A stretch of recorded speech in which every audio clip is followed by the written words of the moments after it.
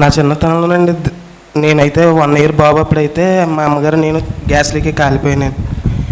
మా నాన్నగారు కాలిపోయిన తర్వాత మా నాన్నగారు చర్చికి వెళ్ళి ఇలాగ నా భార్య బిడ్డ బ్రతికితే నేను రక్షణ తీసుకుంటానని చెప్పేసి చర్చిలోంచి ప్రార్థన చేసుకుని బయటకు వచ్చారు.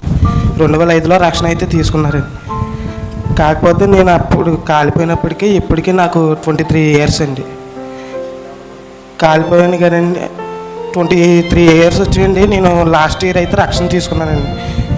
కాకపోతే దేవుడు నన్ను ఎందుకు రక్షించుకున్నాడో, దేవుడు ఇలాగా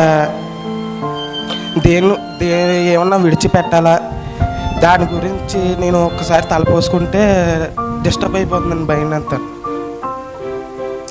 చాలా సంతోషం, కూర్చోండి. సో మన ప్రతి ఒక్కరి జీవితాల పట్ల దేవునికి ఒక ప్రణాళిక ఉంటుంది. మీ జీవితం పట్ల దేవునికి ఒక ప్రణాళిక ఉంది బ్రదర్.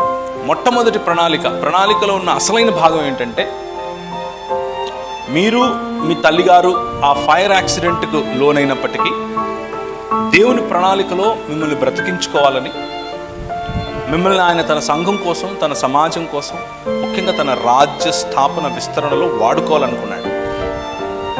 దేవుని సన్నిధిలో మిమ్మల్ని పెంచాలనుకున్నాడు. ఎందుకు అనంటే, మీలో ఉన్న జీవం ఆయనది, మీరు ఆయన స్వరూపం, ఆయన పోలిక. ఈ సృష్టి మిమ్మల్ని చూస్తే మీలో దేవుడు కనిపించాలి. దేవుడు మిమ్మల్ని చూస్తే ఈ సృష్టిలో ఎంత సుభిక్షత ఉందో కనిపించాలి. అందుకు ఆయన మిమ్మల్ని పెట్టుకున్నాడు. ప్రతి మనిషికి ఉన్న ప్రధానమైన లక్ష్యం ఇదే.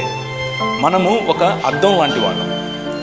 దేవుడు మనల్ని చూస్తే సృష్టి కనిపించాలి, సృష్టి మనల్ని చూస్తే దేవుడు కనిపించాలి. మీరు ఏం విడిచిపెడితే అలా సంపూర్ణమైన మానవత్వంలోనికి, సంపూర్ణమైన క్రీస్తును పోలిన జీవితంలోనికి వస్తారో అది వ్యక్తిగతంగా మీకు మాత్రమే తెలుసు, నాకు తెలియదు. వాటిని మీరు విడిచిపెట్టడం మంచిది.